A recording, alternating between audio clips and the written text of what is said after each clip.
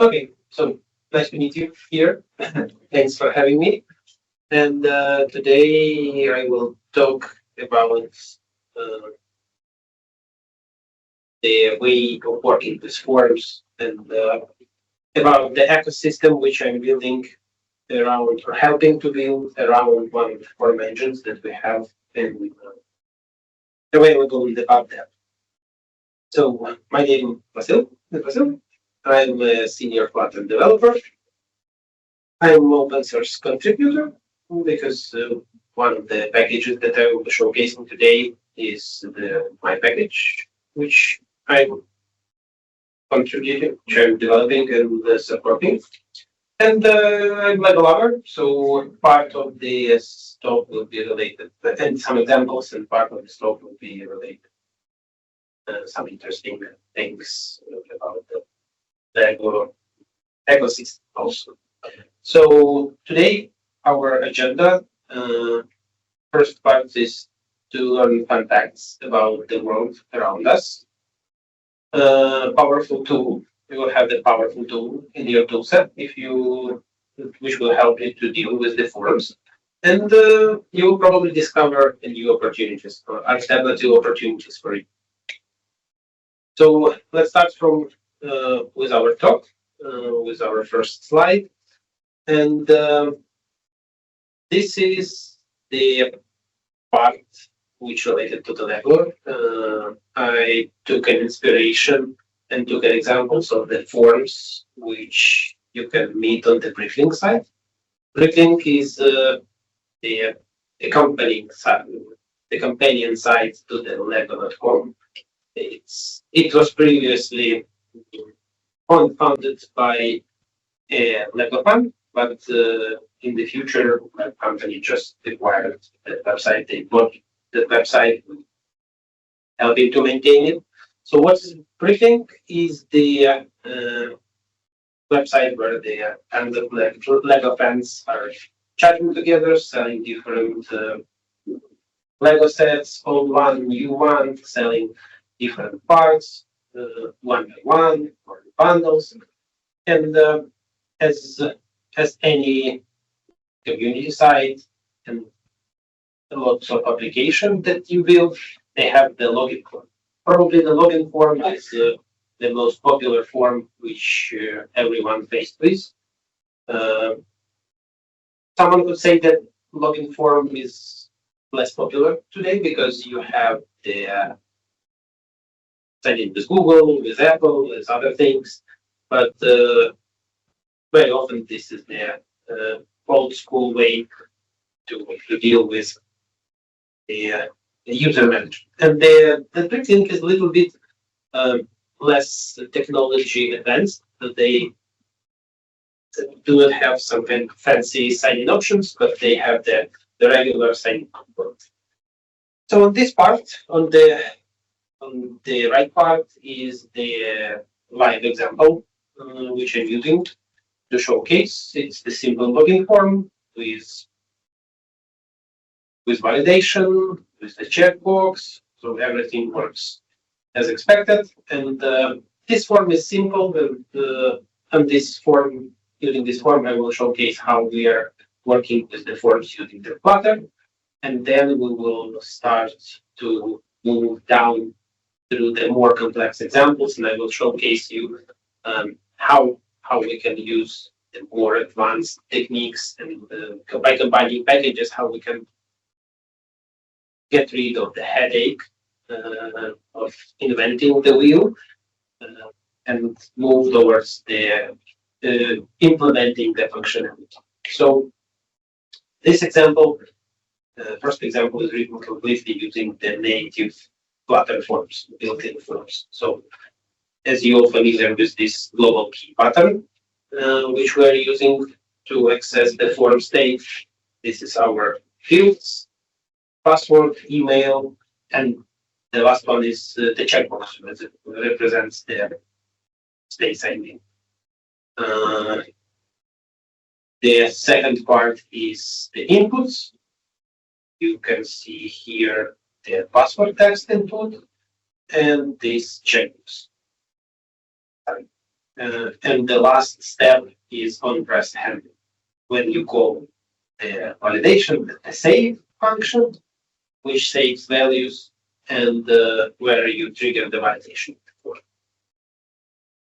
While two text fields, login and password, they are pretty similar. Saved action, validation, everything looks similar. But the checkbox is a little bit different one. It gives you another way, or it requires from you a little bit a different approach on handling the value saved.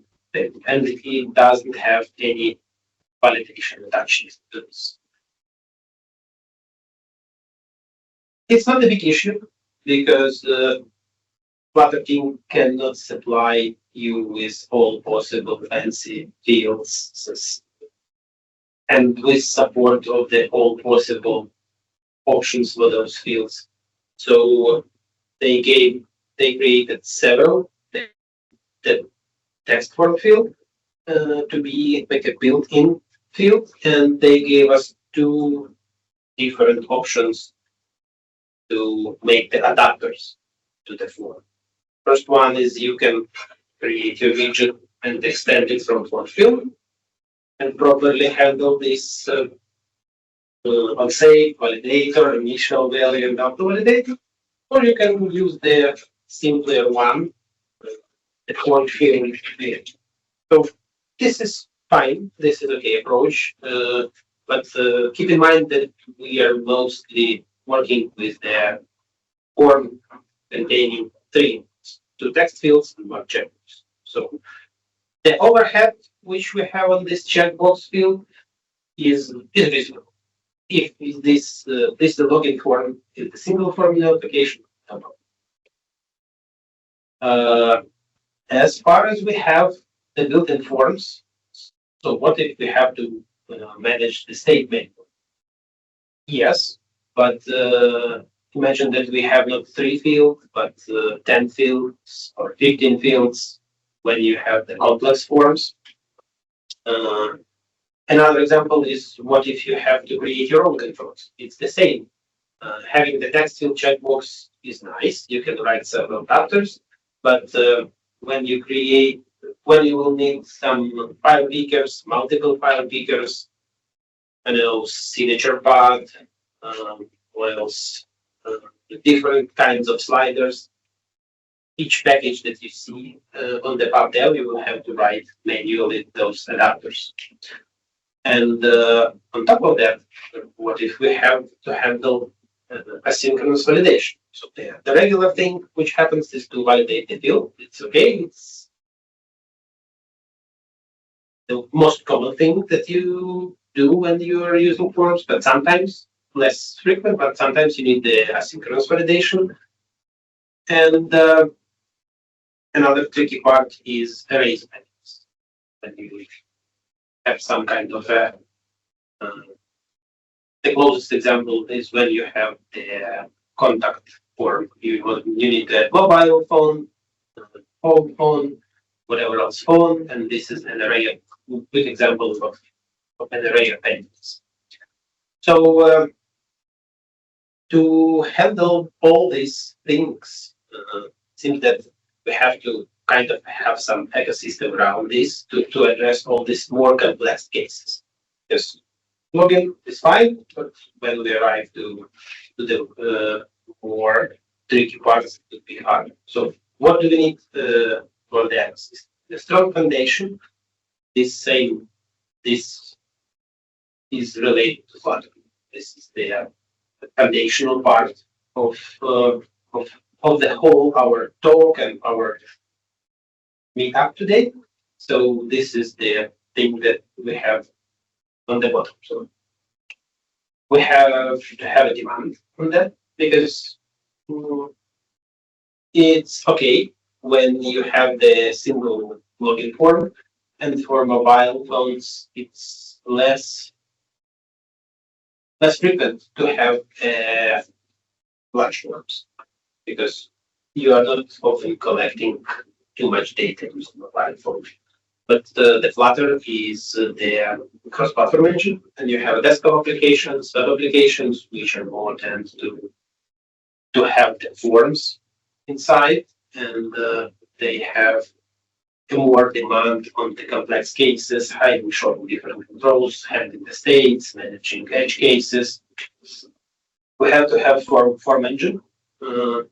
They are some piece of code which will crunch to our state, which will handle validation, different type of field state, dirty, pristine, touched, disabled, all the things, because otherwise you will just have to handle everything by yourself and invent this wheel every time. So probably, let's say, at the beginning of the Flutter era, around 7 years ago, I would say, everyone should do this magic by themselves because there were not so much form engines on the backend.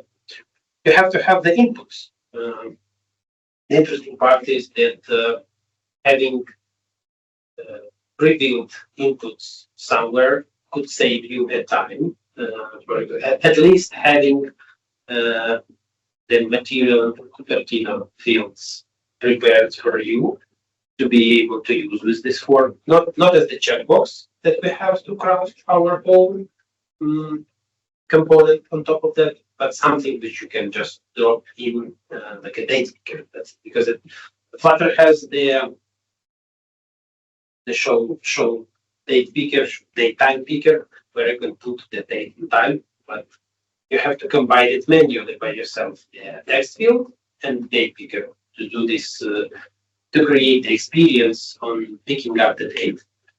And it would be nice to have a code generator because to save a little bit of time and to have more predictable results. Because yeah, currently we have some kind of AI thing which helps us to generate the code, but the results sometimes a little bit wobbly or inconsistent. Sometimes it will get well generated code, sometimes can miss the code, but in this case, code generator is doing it more old school and but 100% reliable, except for bugs. So let's start from the reactive forms. This is the package. It's not owned by me.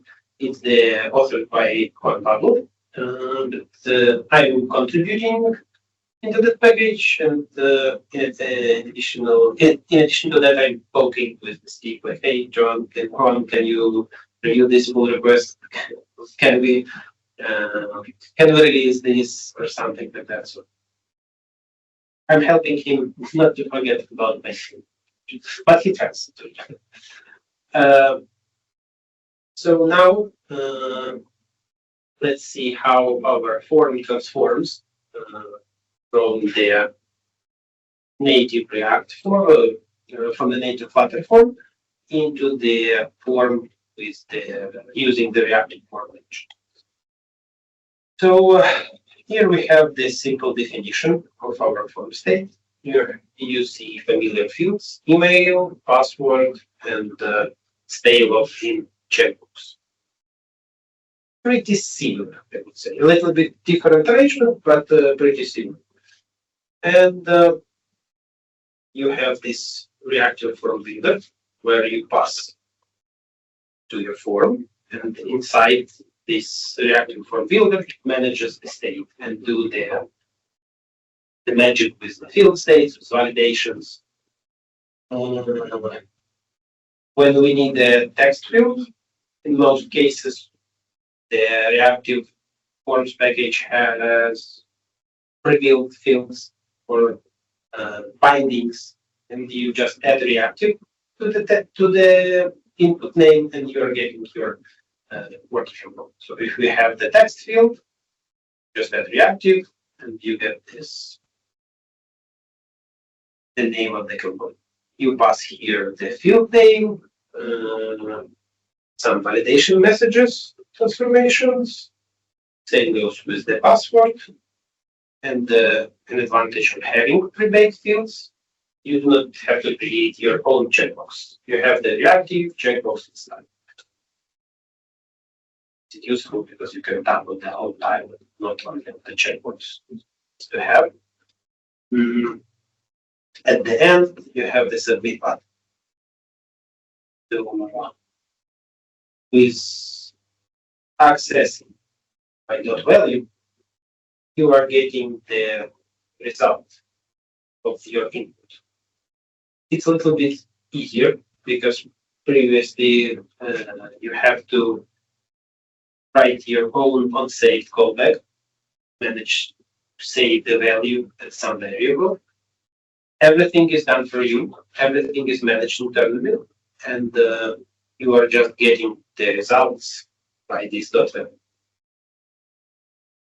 Yes, but there is a little bit of a challenge here because the form thing is dynamic and non-typed by itself. So the internal state of the form could not be typed from in any direction. So as a result of the value, the return is a string object, and the main top part is inside this function. Because you're getting untyped result, you have to pick manually the fields. You're using this name identifier to pick the field from the map. And in addition to that, you have to manually cast the value from object to string to Boolean. And at this moment, we have an understanding of the complexity of the instance. So yeah, we offloaded a part of managing of the validations, and yeah, we have pre-built validators, which is also nice to have. You don't need to write your own. We offloaded the state management, the validations, enabled, disabled, dirty, whatever, like to this form engine, but we still have some things to manage. So we have to manage these string indexes. Typically, you extract them.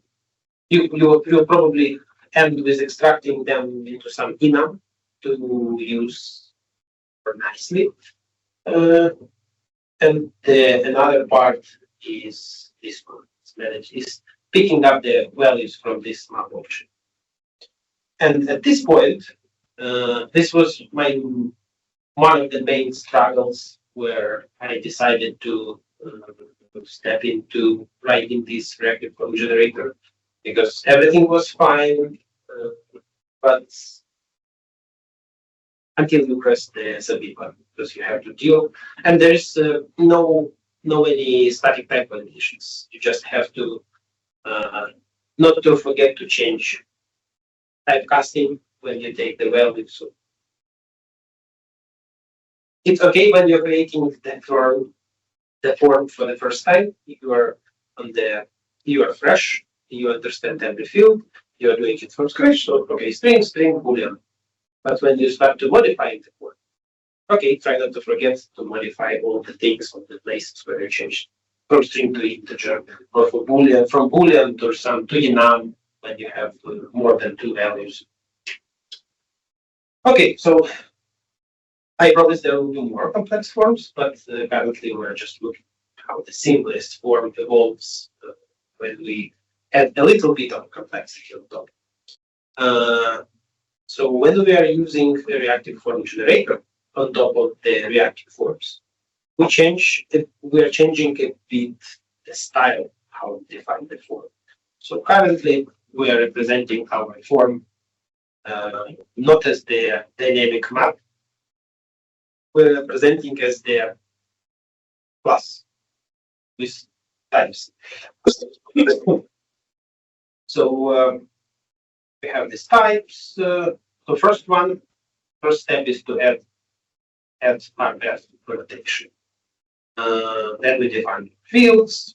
Optionally, we are annotating with RF control if we would like to add validators. If no validations needed, you don't need any annotations. Automatically treats each field as just a simple code. And as a result, yeah, no problem. You're getting the same form. Works, but in a bit different way. Shall I show you?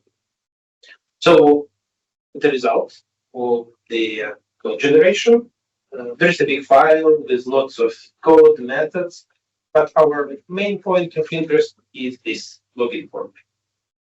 This is the generated form builder specifically for that login form, and it takes into consideration our model. That form doesn't need to be a very dynamic thing because now we are generating a specific builder for our specific form. Everything here looks the same. You have the same text field, same validation methods, nothing specific here. Same checkbox here, all good. But at this point, you have a little bit of an improvement. You have this form model. This form model comes with the parameter of the builder. And it has this model getter.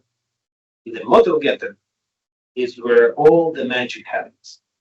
Now you can see that model getter is a type of login. So as an output from the form, you are getting a well-typed model.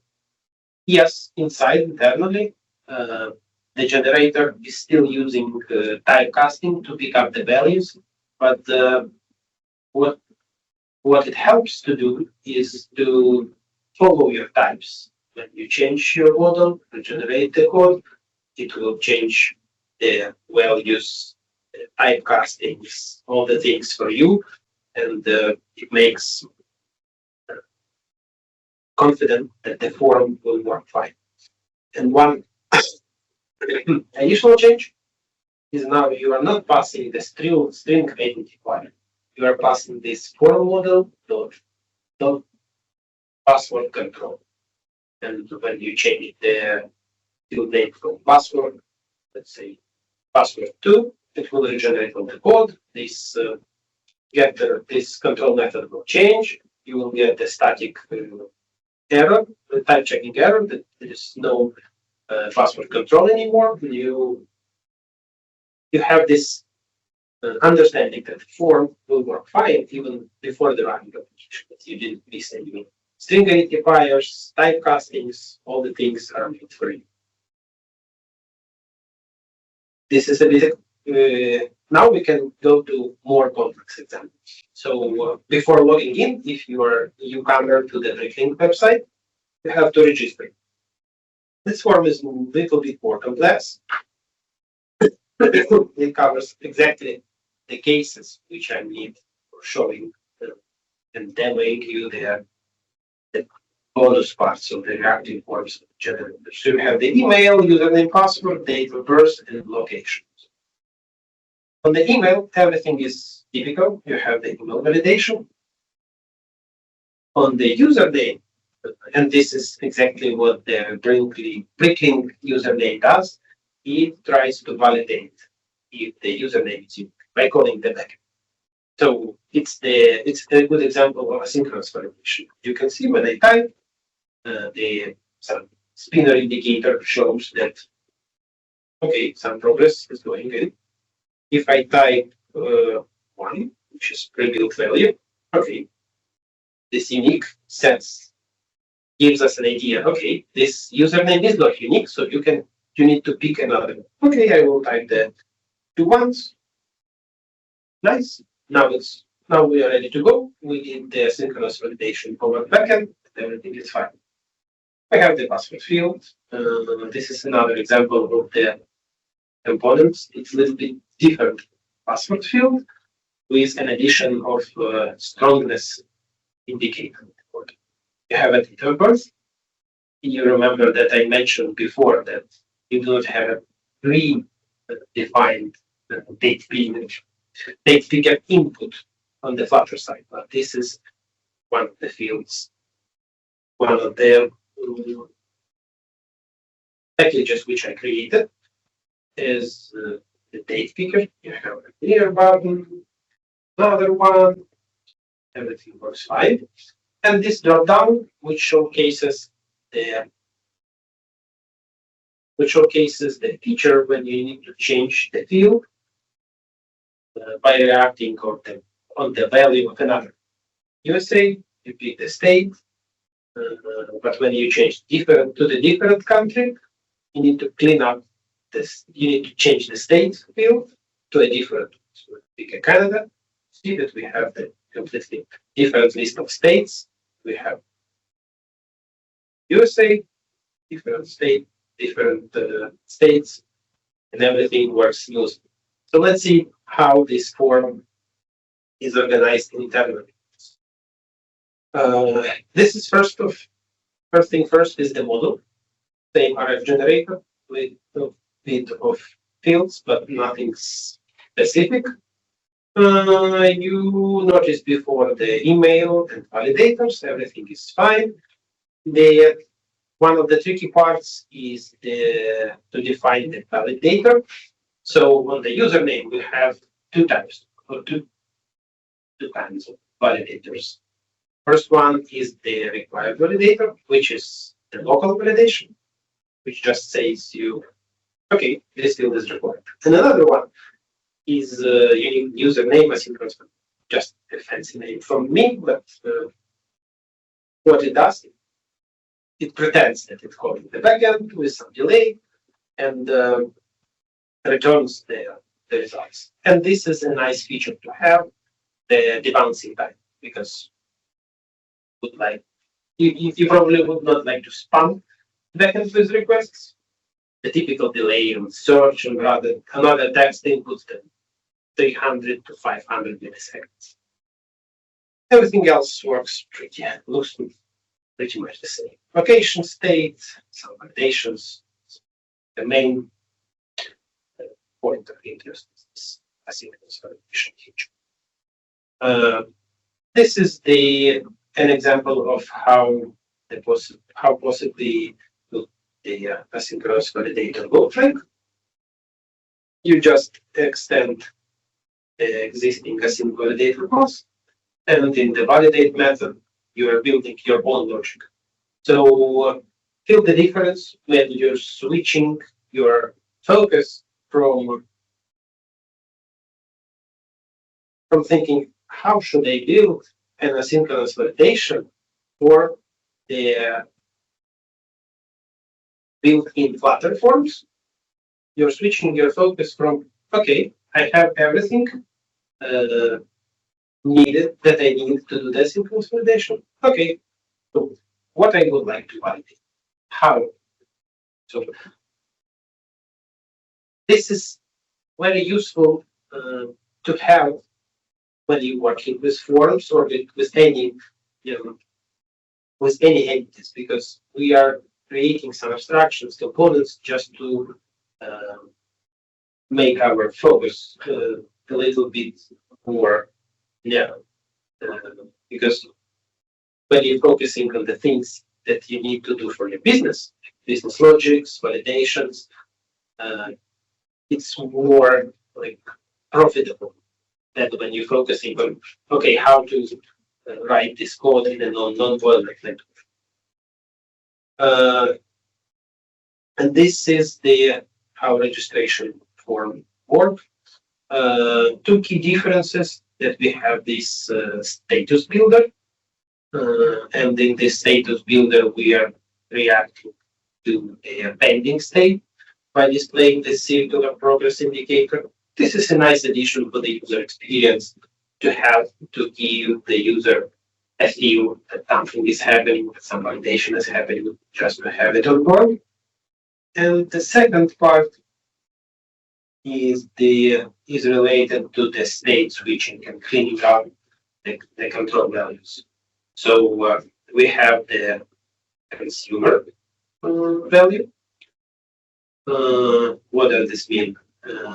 If this is the pattern which you're probably familiar with from the block library. Block library has this three components like block listener, block builder, and block consumer. So this is just the same approach on naming the components. So the consumer is something which listens for the control, or which takes control and does some operation when it listens, and does some and builds and can and rebuilds when our case when the value changes. So we are looking at the location control, which is USA or Canada.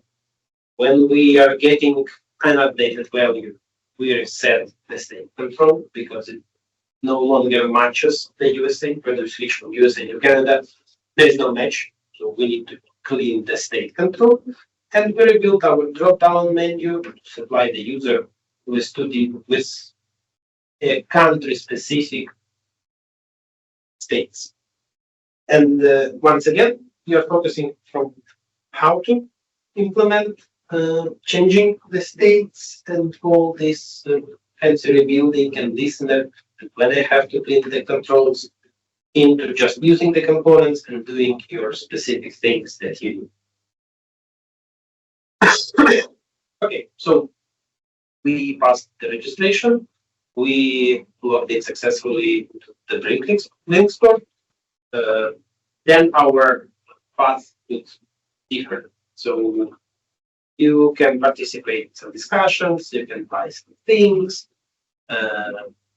vote for some polls or Lego sets. But another option that Brink gives you is an ability to open your own Lego store. You can sell Lego sets, parts, and show you in the future, but before opening the store, you need the proof of identity, proof of address, some legal information, and proof of event. Some kind of a proof pictures that you have something to sell.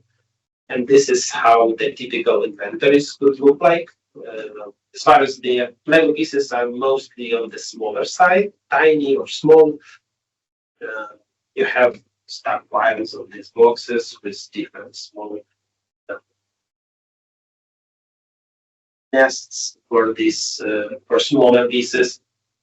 Everyone organizes on their own way, but this is how it typically shelves things. One of the way the professional Lego sellers are working. They are looking for the discounted Lego sets.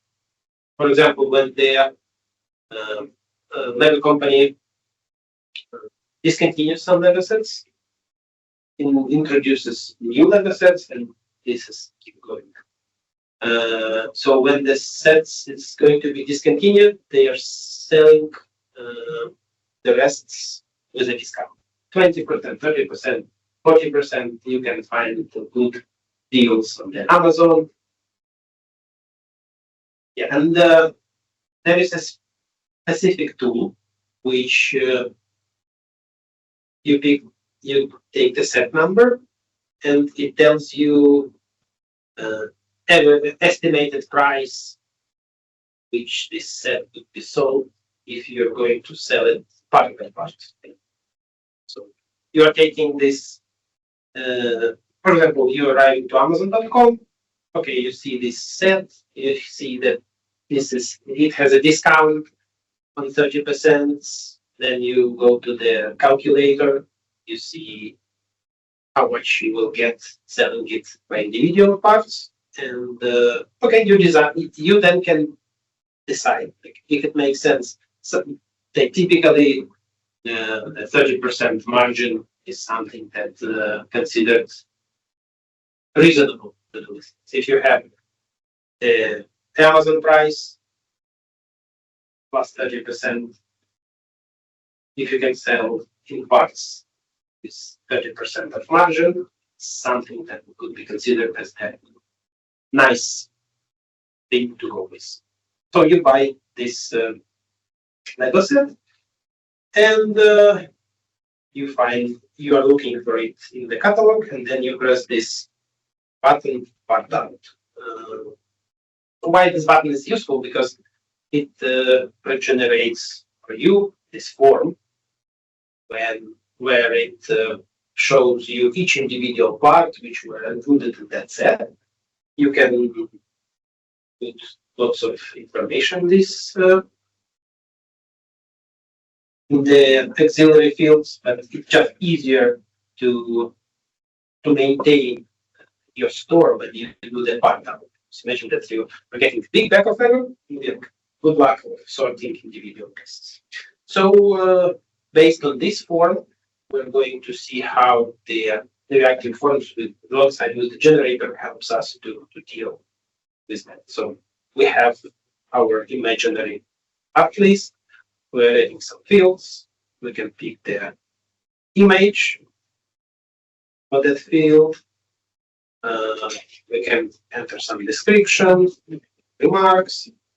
If we have too much of them, we can remove them. And this is a nice example on how we are handling an array of entities, which I mentioned before at the beginning.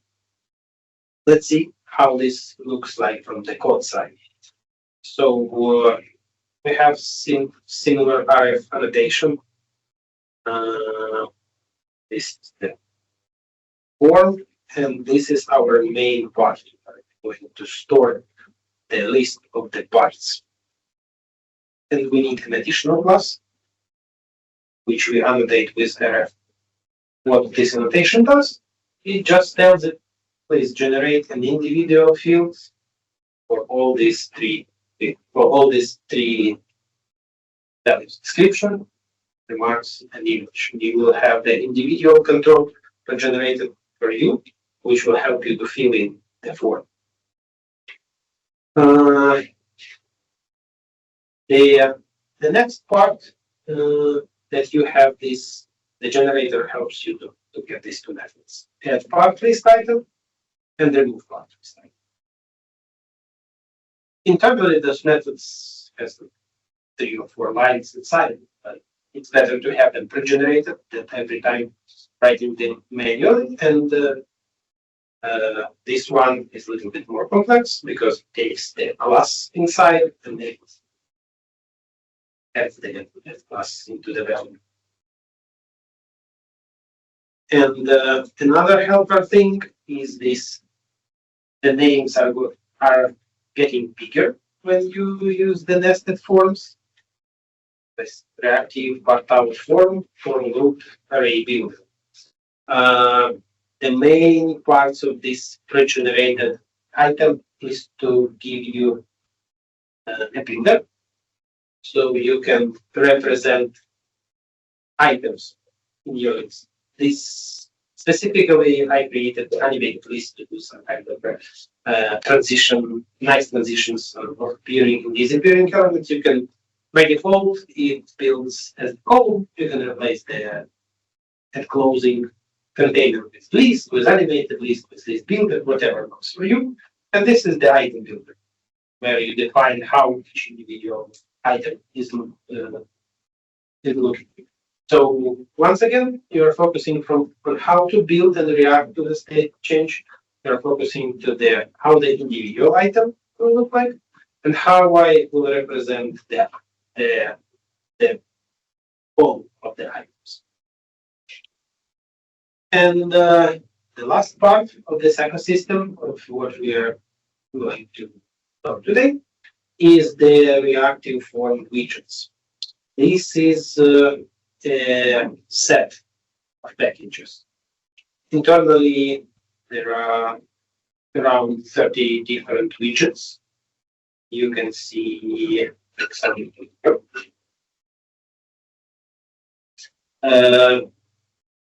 different sliders. There is a file picker, image picker, drop-down search, like data range picker, revealed data type picker. So this subset of features, they are pre-made for 2 main reasons: to make your life easier if you want to use the reactive forms, and the second example is that you can use them as the reference on how to implement tricky cases. there is also there is signature path one, and somewhere else there were another signature. Reactive signature, yeah. Two different signature examples, yeah, good catch.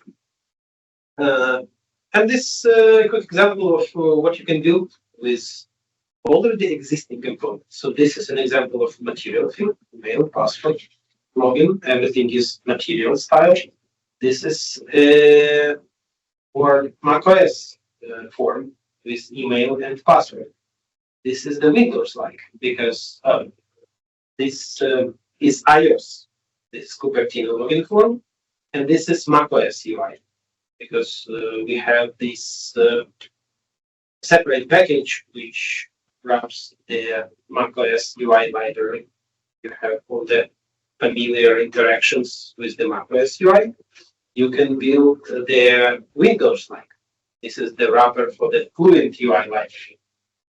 See the very Windows like style of forms, and you can build the Ubuntu style builds.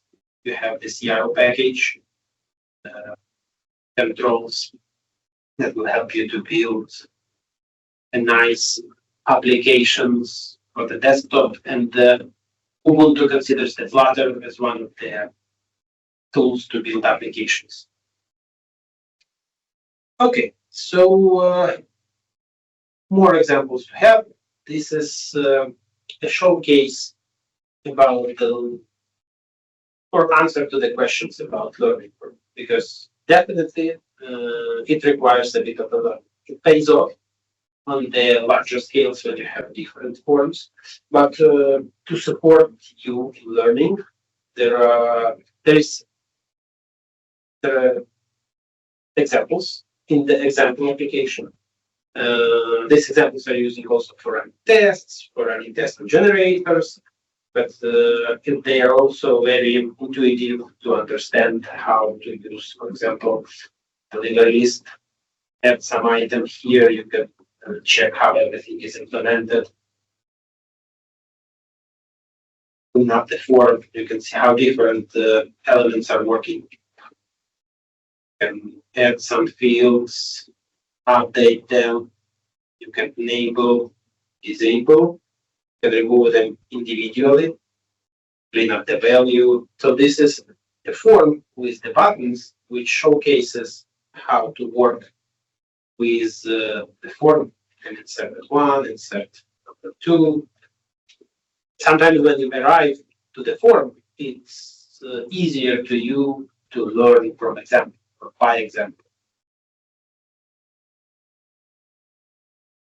This is nested forms. This is a mailing list, another example of the form, how you can do work with things, updating the states. So this helps me to manage the testing, and this could help you to understand how to work with forms. We'll start with basic example with the login form, and then move down to more complex one. User profile, working designs. Okay, this is the so as the last part, we have to answer the questions: where to use and where not to. So where not to use when you do not have forms in your project. This is interesting. When you have just the simple forms like email, password form, or searching, you will not have the forms package, generator package to do the simple. It's useless and just add up to your balances. And when you like to invent and explore your own, there are the kind of some types of the people which like to build their own solutions, probably for training, for mastering the things. So yeah, it's up to you. You can build them. And when you don't like contributors, There are also another subset of people that do not like code generators. Sometimes because they do not trust the generated code, and sometimes because maybe 70% of that dislike mood is on the slowness in the contribution. Hopefully, Flutter will fix that soon, so they have less arguments. But we have to use when you have a checkbox in addition to a valid password. Yeah, because and this is an illustration case when you feel that your form will probably grow in the future. When you have some forms sprinkled around, so you have silent form, other user information form, when you are creating some entities, tasks, to-do list, whatever, when you need form to manage, when you have the rely on the user for your application. When your hub is just built around field, sometimes some kind of accounting applications or whatever else that could be forms on top of the forms and forms again. And when you are using another form, because only reactive forms has generate. There is another platform builder package, which is, let's say, more popular in terms of stars and downloads, but they do not have code generator and they have way less pre-built fields. And we also have the font input, which is very useful to have. Font input. Phone number. Yes. Because it's very complex. You have to manage the countries list, phone validation. So to summarize, you learned a bit about the pre-click store and some kind of part of the Lego ecosystem, because everyone knows about the Lego sets. It's a very popular thing, but not everyone knows about the ecosystem. You now have the powerful toolset for your project, which you can try to use or experiment with. And you have an opportunity to become a Lego 7, because if suddenly AI will kick us out, you know, one of the opportunities to explore to become a Lego 7. Yeah, that's all from my side. Thanks.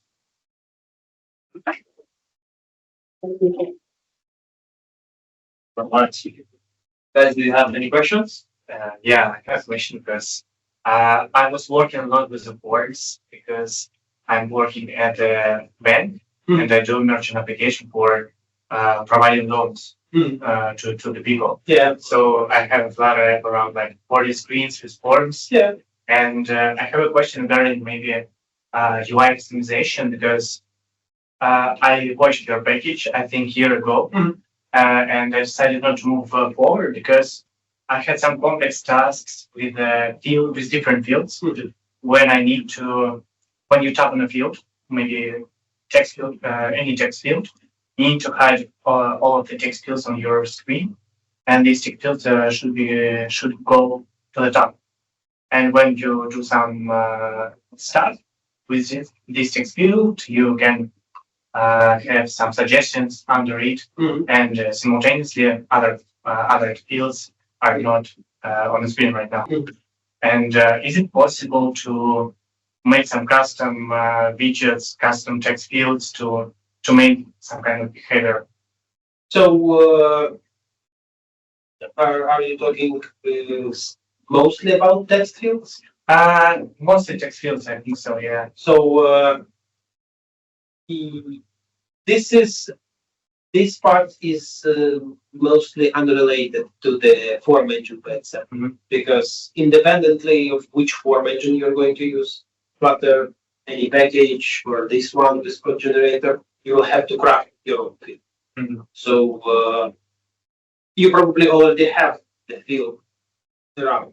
So this Flutter thing, this form engine, will be able to help you in the way, Making models. not the modules, but you can use the builder to notify about the. So it depends on the implementation. You can implement the text field when you tap, and the small pop-up arises. Probably this would be a better approach because you don't need to really build the application to hide all the different fields. So you will probably have this text input in some way as the date picker works. You tap on the field, some kind of pop-up arises, and then you have all the suggestions there. So the complexity comes from the business requirements, and the form engine will not be able to help you with this like any form, unfortunately, because this is out of scope. For example, there were an issue several days ago on the Port Regions repository. Hey, how to select all text when I tap on the text field, something like that. The answer was like, this is probably out of scope of this library to figure out these things, because we are on the widgets case, we are mostly doing the properties path. So on your topic, yeah, it's very interesting component to have, and probably it's hard to build, but the form engine will not be able to help you with this. Not because form engine and all the things which I was talking about today, it's mostly related to how the data is processed inside the form, but your case is the individual input and how it looks like. Probably there is a pattern type ahead, which helps you to. I was trying with this also. Yeah. So and is it possible to maybe implement some interface to make maybe a reactive custom text field on your own side? There is already an interface. You are extending the reactive.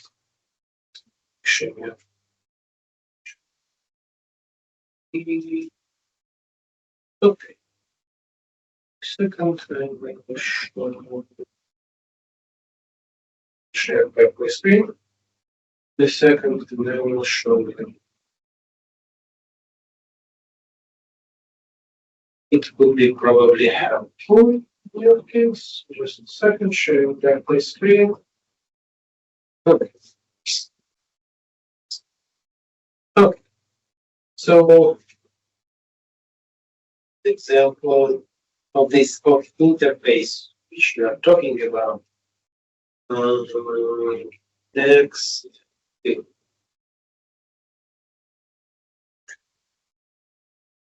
This is one example when you extend the reactive form field component.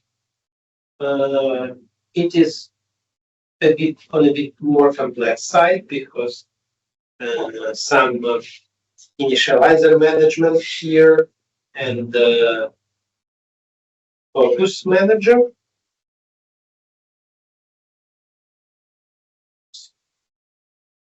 Yeah, the focus node management should. Yeah.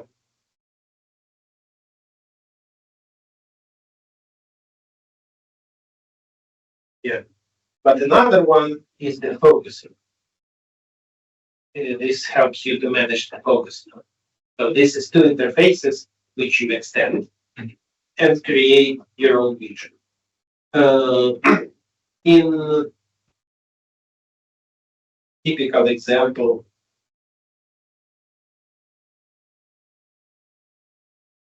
the typical example of how this is happening is this one. Deeper, you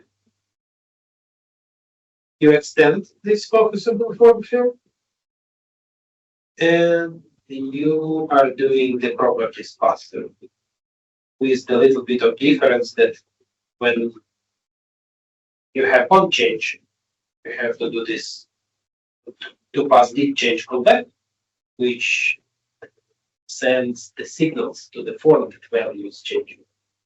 So typical way is that first thing first, you have to craft your component. Like this figure. Yeah. You're crafting your own checkbox list style or like bank text input. You do all the logic inside and you expose some properties that minimum is on change. You would probably need to expose full focus node property to connect the focus state with the form engine. And I'm talking just about bare minimum properties and enable disabled state to also interact with when someone's when you call disable on the field, the form engine reveals your field and supplies the enable disable flag.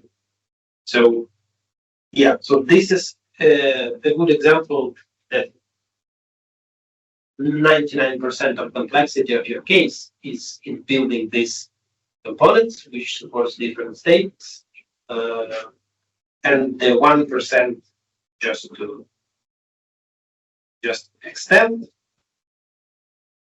and enabled on change and focus.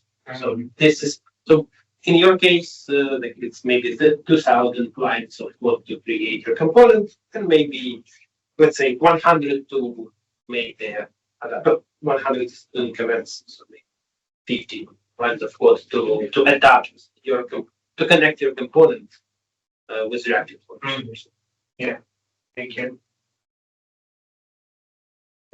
When you say that your library is inspired by reactive native forms, So the reactive forms by itself was inspired by Angular. Angular, so Yeah. is the design of your library also based on that, or did you go for a more Flutter based approach? It mostly like I mean, uh, mirrored, of course, like, you know. at some point, yeah. So we on the Flutter side, we are as this law or like an interesting thing that sometimes we're copying the existing implementations of the things, but do it with the dark code. They are they are working okay, and the ecosystem on the Flutter side is less mature, so we have less our own solutions, but more inspired solutions. Yeah, I have a big, when, for example, when they saw the validator code, it's like I was confused because you get back a dynamic value despite you working on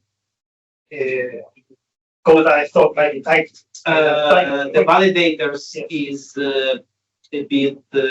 I'm not saying it's wrong. I'm asking that. Yeah, it's completely fine. The validators is another step which we can move to the typed way, but I didn't have chance to address this.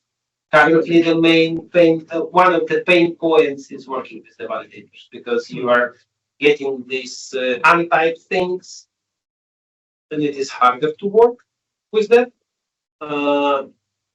But yeah, and I was thinking in the background how to do the things, but recently I released a little bit different approach to the generation when you have your form and the output form as the standalone object which generates which is generated separately just to address the issue with nullable fields. Because, for example, if you have model with nullable date type or plus required validator, you need the output class which will have this date type as non-null. So this is addressed. You have the flag. Yeah. So another thing which I'm going to work on is to reduce the amount of generated code, because when I was creating it initially, it generates very much methods for individual things, which could be wrapped in the some class with the generic parameter and can pass this type inside to heavily reduce this duplication. But this is and probably someday I will invent an approach on how to address the validators. Like two main things: on how to type the validators and how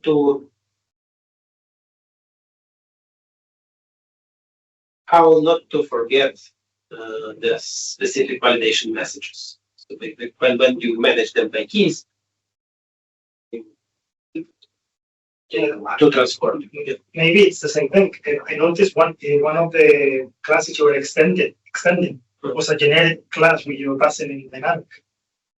Yeah, it was the validator. I think it was validator. Yeah, that both things. Spotlight. Yeah. The validator is probably the unsolved mystery. Work in progress.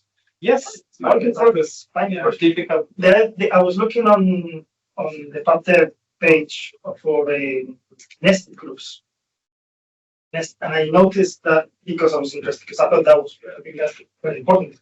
And I noticed that in order to access the values in the output map, is as strong as this go by string.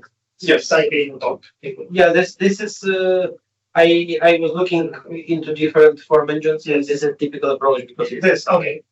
You have each form is unpredictable, so you are managing internal state at the map string dynamic.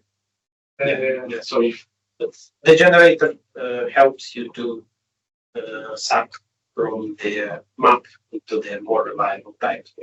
Mm-hmm. Do you have any more questions? Good. I have one. Yes. It's more related to the packets itself. Are you the only contributor, or do you have any more contributors to the package? So we can check. So there are more pull requests on the widgets because someone added support of reactive forms, some fixes because each package is smaller one.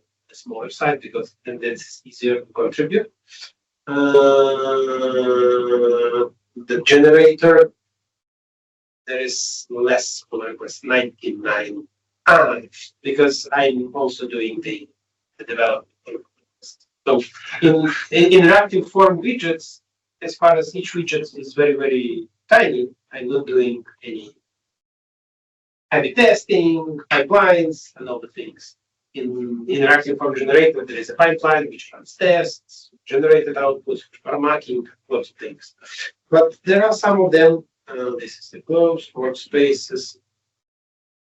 This is one. This is also one. So yeah, it's harder to contribute in the form engine. It's more complex thing.